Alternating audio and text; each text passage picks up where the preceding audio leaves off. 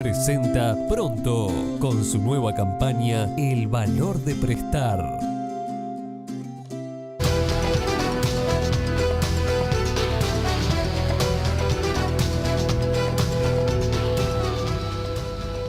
Es momento de entrevista en BTV Noticias. El domingo pasado el suplemento Que Pasa publicó un informe en el que Naciones Unidas advierte a Uruguay respecto a la normalización de situaciones de tortura que están ocurriendo en el sistema carcelario uruguayo. También la normalización con la que se da, la impunidad con la que suceden algunas cosas. Y lo cierto es que en el último tiempo ha estado en agenda varias veces el tema del sistema carcelario y cómo, lejos de ser un lugar donde rehabilitar, en realidad es un foco donde se amplía mucho más la violencia. Hoy les proponemos abordar el tema del sistema carcelario y para eso hemos invitado a Denise Legrand, que es coordinadora del proyecto socioeducativo Nada Crece a la Sombra. Gracias por estos minutos. Que trabaja en varias cárceles uruguayas, entre otras el ex Comcar, Santiago Vázquez. Gracias por estos minutos. Vamos a puntualizar un poco para ubicarnos concretamente qué es lo que hacen con este proyecto dentro de las cárceles. Bien, nosotros surgimos en el marco de No a la Baja, nos organizamos como colectivo en un momento que se hablaba mucho de la cárcel como solución a todo. Ahí nos pareció que sí, tanto se hablaba de esos lugares, había que ir a explorar también un poco para llevar la campaña, pero también para conocer el contexto. Lo que nos pasó es que la realidad carcelaria nos explotó en la cara y nos terminamos quedando y terminamos viendo que generar opciones socioeducativas dentro de los contextos de encierro podía aportar mucho a tratar de cambiar la situación. Nosotros actualmente tenemos 5 talleres que son rap, radio, fútbol, teatro y audiovisual, entonces nos instalamos durante todos los días. Este año nos vamos a instalar durante todos los días y la idea es un poco compartir la cotidianidad e ir comprendiendo un poco más el entramado dentro de la cárcel.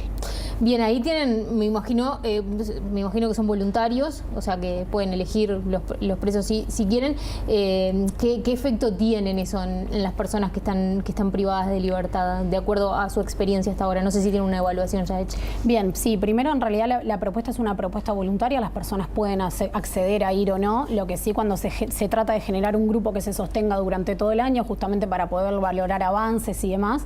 Lo que pasa en la cárcel también es la altísima rotación y eso es una de las complejidades que tiene el contexto. Hay que empezar y volver a empezar y desarmar y bueno, mucha flexibilidad desde el punto de vista pedagógico porque bueno, hay cosas que no se definen desde nuestros lugares y sí la idea es que una vez que adhieren a la propuesta se mantengan. De nuevo, a veces es muy difícil, pero también hemos tenido la experiencia de personas que logran mantenerlo, más que nada por mantenerse en un mismo lugar y en particular el año pasado trabajamos en el módulo 8, que es el módulo más violento del CONCAR, en el módulo 10, que es el módulo que bueno, que hace poco salieron unos videos desde ese lugar y con las mujeres trans privadas de libertad que están en el CONCAR.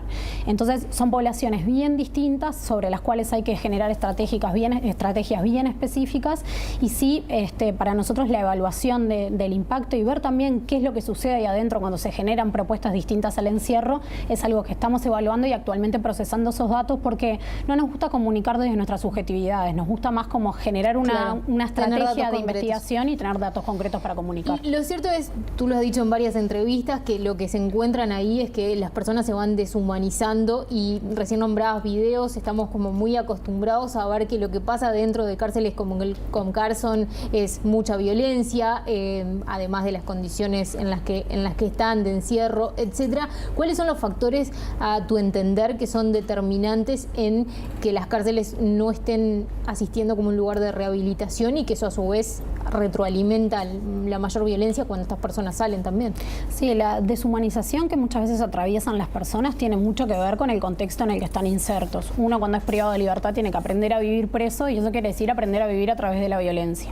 Quizá personas que no son agresivas o que no están privadas de libertad por un delito agresivo o asociado a la violencia tienen que generar para sobrevivir y para instalarse en un determinado orden jerárquico ciertas conductas que son bien complejas y que después nosotros desde la afuera pretendemos que esas personas desaprendan todo eso que aprendieron y que vuelvan a vivir en sociedad, en una sociedad que además probablemente los margine, porque la cárcel es un paréntesis enorme que marca un antes y un después y que determina fuertemente las trayectorias de vida posteriores.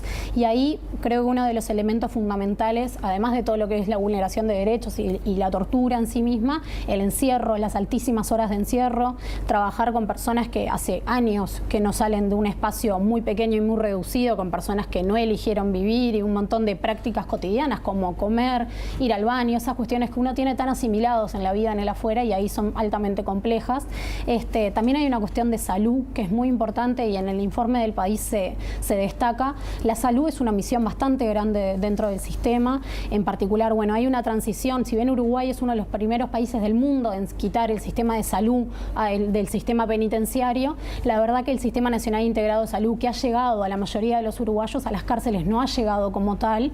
Y ahí también la cuestión de, bueno, cuando uno tiene un problema de salud, puede recurrir a más o menos lo que el Estado accede, genera acceso para tratar eso. Dentro de la cárcel eso es muy distinto, es muy difícil, y hay muchos problemas de salud que podrían ser abarcables en el corto plazo y que no generar problemas posteriores, como el caso de las enfermedades prevalentes, que son mucho más altas dentro de los contextos de encierro que en el afuera, tuberculosis, HIV, hepatitis, así como un problema gastrointestinal que puede empezar como algo muy sutil y terminar como una complejidad por no recibir atención adecuada. También uno ve, de acuerdo a las noticias que van surgiendo y a la información que va surgiendo, que ahí sigue estando muy presente el tema de las drogas, sigue funcionando la lógica de bandas que operan y que tienen contacto con el exterior y que mantienen, bueno, el sistema delictivo. Entonces, a uno le da la sensación de que esto es una cosa que viene arrastrándose hace muchísimo tiempo y como que no se le encuentra una vuelta radical. ¿Qué tendría que pasar para que realmente haya un cambio desde las cárceles, para que eso repercute también en el afuera? Creo que lo primero que hay que comprender es que la cárcel no detiene el delito ni detiene la ilegalidad. Detiene a las personas que cometen delito, pero no a las redes delictivas ni a la criminalidad en sí misma. La cárcel tiene su propio subsistema delictivo, tiene sus propias, como vos decías, las drogas y el uso problemático de sustancias es algo mucho más extendido que en el afuera, además con drogas de mucho peor calidad y a mucho mayor costo. Todo eso genera deuda, genera un montón de cuestiones. Lo mismo con la comunicación, por ejemplo, esta propuesta que hubo hace poco tiempo de introducir los celulares como algo legal. Los celulares están todos los días adentro de la cárcel, son producto de tranza, de corrupción policial. Entonces también se trata de ir asumiendo un poco esas realidades y actuar con políticas en consecuencia. Creo que una de las claves que tenemos para dar la discusión es que muchas veces se relega al Instituto Nacional de Rehabilitación y al Ministerio del Interior la responsabilidad de gestionar la política, cuando deberíamos comprender que es una cuestión que involucra a todo el Estado, porque sin políticas de vivienda va a haber reincidencia seguro, sin políticas de salud como estas que hablábamos, seguro los problemas de salud van a ser mucho más graves. Lo mismo con la educación y con todo lo que uno tiene cuando piensa en política y en un Estado que debería tutelar a las personas, no a través de la violencia. Todas esas cosas son las que debemos pensar, porque en realidad lo que está en juego es nuestra seguridad, la seguridad de todos nosotros, también de los que viven dentro de la cárcel. Por supuesto, este tema, en un contexto en el que la inseguridad y la seguridad en sí es uno de los temas de mayor preocupación de los uruguayos, forma parte muy fuerte del debate político últimamente. Ayer veía unas declaraciones del senador del Movimiento de Participación Popular, Charles Carrera, que dijo en Sarandí: soy militante de toda la vida de izquierda y me critican por decir esto, pero creo que hay presos que deberían usar uniformes y obligarlos a trabajar, crear hábitos para ayudar a rehabilitarlos. ¿Es viable propuestas de este estilo en la situación carcelaria como está hoy?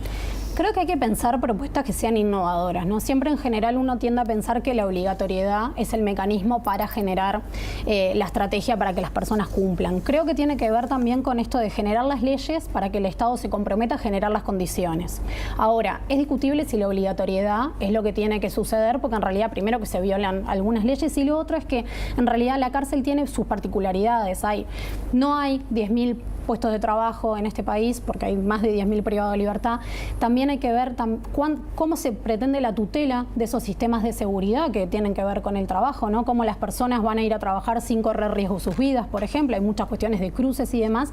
Y hay una cuestión fundamental que me parece mucho más importante que discutir sobre la obligatoriedad sí o no del trabajo, que es algo altamente discutible, que es la cuestión de pensar que si nosotros lo que queremos es que las personas se inserten en la sociedad, tendríamos que estar discutiendo sobre qué qué derechos laborales queremos generar, porque si nosotros lo que queremos es generar trabajos para que no se respete las 8 horas laborales, que fue una conquista de los trabajadores, para que no se respeten los consejos de salarios, para que no se respete todos los derechos que una persona que en el afuera debe tener en la formalidad para trabajar, ahí está el problema, porque en realidad no estamos viendo el trabajo como lo que es la cultura del trabajo, la capacidad de salir adelante y todo lo que significa el trabajo, sino que lo que queremos es ver el trabajo como una cuestión de castigo. Y en realidad ahí es donde entra también la discusión de qué es lo que pretendemos de las cárceles. Lo mismo con la cuestión del uniforme. El uniforme es una cuestión que por ahí suena para nosotros los que estamos afuera, pero ¿por qué tenemos que ir contra la identidad de las personas? A mí nadie me dice cómo me tengo que vestir. A no ser las personas que están cumpliendo un régimen laboral, difícilmente o en la educación no nos dicen cómo vestirnos. Entonces, ¿por qué queremos atentar contra la identidad? La identidad es un derecho y es una cuestión más de querer como romper un poco con esta lógica de normalizar, y no es que a través del uniforme se normalizaría algo para bien, se normaliza algo que no tiene mucho sentido y que va a través de la violencia también. Sin lugar a dudas, este tema da para muchísimo debate. Muchas gracias por estos minutos. Muchas gracias por la invitación.